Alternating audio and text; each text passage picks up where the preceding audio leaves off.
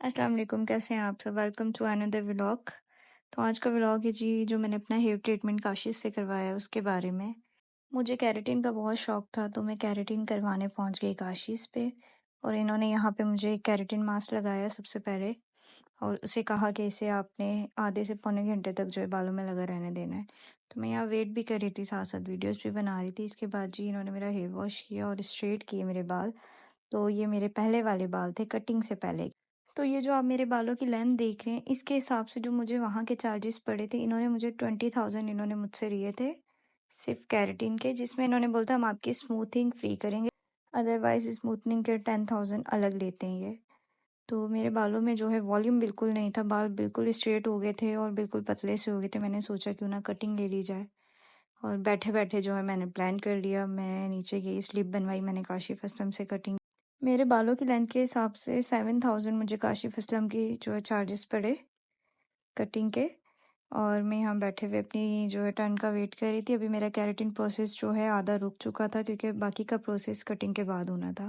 अच्छा, मुझसे सबसे बड़ी गलती क्या हुई कि मैं चांद रात से 2 से 3 दिन पहले जो है काशिश पहुँच गई थी। मुझे नहीं पता था कि वहाँ पे इतना रश होगा। मैं दोपहर के 12 बजे गई हूँ और रात के 2 बजे हम लोग घर पे आए हैं। मैं और मेरे साथ अनाया थी, क्योंकि अनाया की भी मुझे कटिंग करवानी थी, इसलिए मैं अनाया को साथ लेकर गई थी। ये सिर्फ मैंने आकिब के आने के लिए करवाई थी, क्योंकि 2 दिन बाद आकिब ने आना था ईद के लिए पाकिस्तान। एंड फाइनली काशिफ आ गए, और वो मुझे समझा रहे थे कि अगर आप खाली ट्रिमिंग करवाएंगी तो आपके बालों में वॉल्यूम नहीं आएगा, आपके बाल बहुत थिन हो रहे हैं, आप फुल कटिंग लें। तो मैंने उनकी बात मान ली और मैंने कहा ठीक है, आपके ऊपर छोड़ती हूँ, आप जैसे मर्जी कर दें, बट मुझे बालों में वॉल्यूम चाहिए। फाइनली अपने बाल कटते हुए देख के मुझे बहुत दुख हो रहा था, बट करवाना भी ज़रूरी था, क्योंकि बालों का वॉल्यूम बिल्कुल ख़त्म हो चुका था। और जी अब कटिंग के बाद जो है मेरा बाकी का प्रोसेस जो रह गया था केराटिन का, वो स्टार्ट हो चुका है।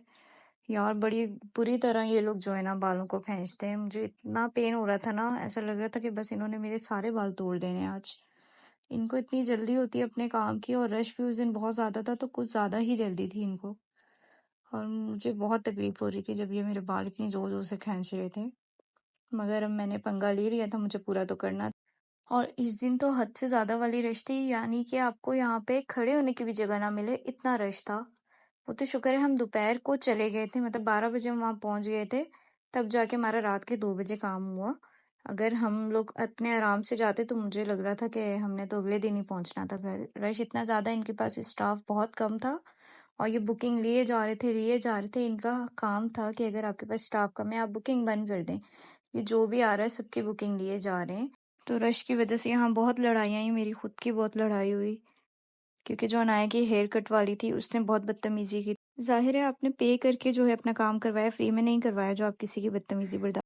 और यहाँ का आधा स्टाफ तो वैसे ही बहुत बदतमीज है। तो जी मेरा प्रोसेस कंप्लीट हो गया था। मास्क के बाद जो है इन्होंने मेरे हेयर जो हैं ड्राई करना शुरू किया। फिर उसके बाद स्ट्रेटनिंग की बारी आई, क्योंकि केराटिन में आपके बालों को स्ट्रेट किया जाता है एकदम, और उस स्ट्रेटनिंग में बहुत टाइम लग जाता है।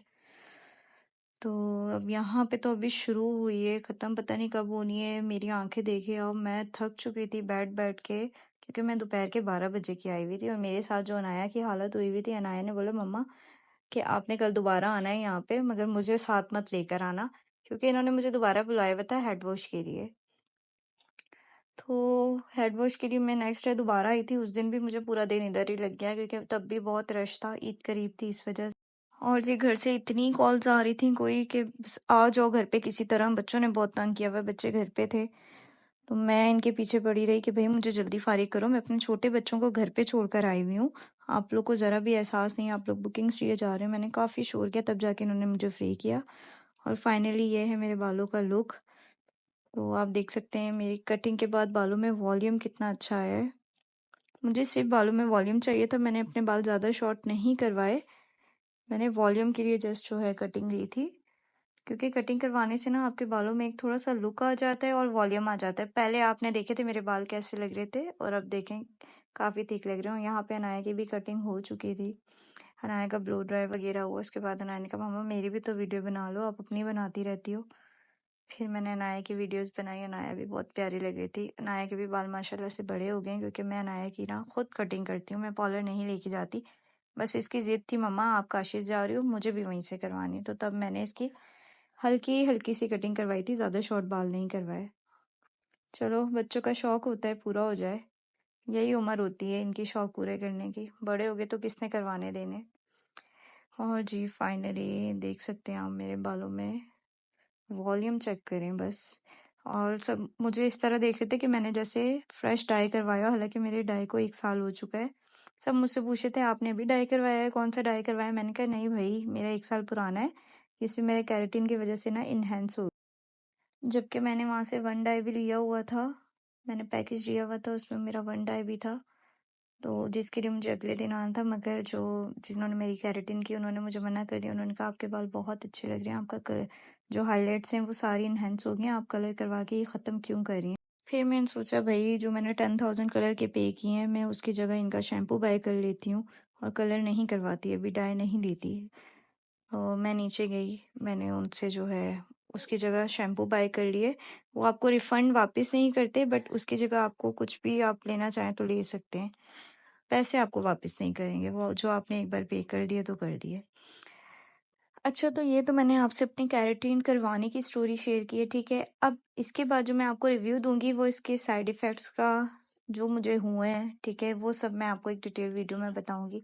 ये केराटिन के बाद मेरे बालों का क्या हशर हुआ है, उस वक्त तो आप देख सकते हैं कितने अच्छे लगे हैं, बट बाद की कहानी जो है मैं आपको नेक्स्ट व्लॉग में बताऊंगी इंशाल्लाह। तब तक के लिए अल्लाह हाफिज़।